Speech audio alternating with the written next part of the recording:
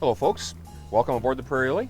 This is Captain Mike, and I thought I'd tell you a couple of things that's interesting about this time of year. It's a beautiful spring day, mid-April here. Actually, a lot of what's happened by this time of year is a breakup has occurred. Not completely, it's not done yet with the ice. You can see ice on the riverbank on the far side of the river behind me.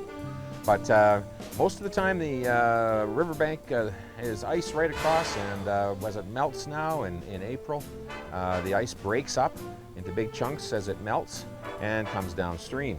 It's okay for the riverboat. We deal with that quite a bit, but it's actually in Saskatoon an interesting situation we have, because breakup is not near as violent as it usually is on the North and South Saskatchewan River.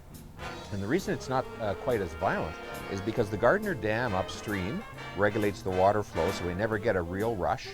And secondly, we have the weir downstream, which maintains the water at a certain level here too. So it makes the two factors come together, and they make kind of a cushion for the spring breakup. Now there are other places, in fact even in Saskatoon, before the Gardner Dam was built, spring breakup in Saskatoon was quite violent. I can remember my father telling me about big ice floes jamming up against the bridges and crashing and banging in the middle of the night. And the whole breakup thing was quite the scene in the spring in this area. And even today, the North Saskatchewan River, which is not controlled, there's no dam, the North Saskatchewan, for example, in Edmonton, their spring breakup can still be very violent.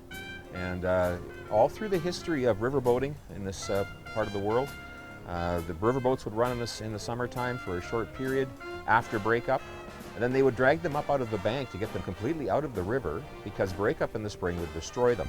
The ice would literally smash these ships to kindling. So they would be dragged up on the bank, and even sometimes they didn't drag them far enough up onto the bank, and the ice got them anyway. And there are wrecks in the South Saskatchewan River, here, there, and in a number of places of steamboats back in the late 1800s that were actually destroyed by the spring breakup. And their bones are still in the river here in some places. So there's a lot of interesting things that happens down the river with the change in the seasons. We thought you'd be interested in a little bit of lore about the breakup. Have a great time, and we hope we see you on the Prairie Lily this summer.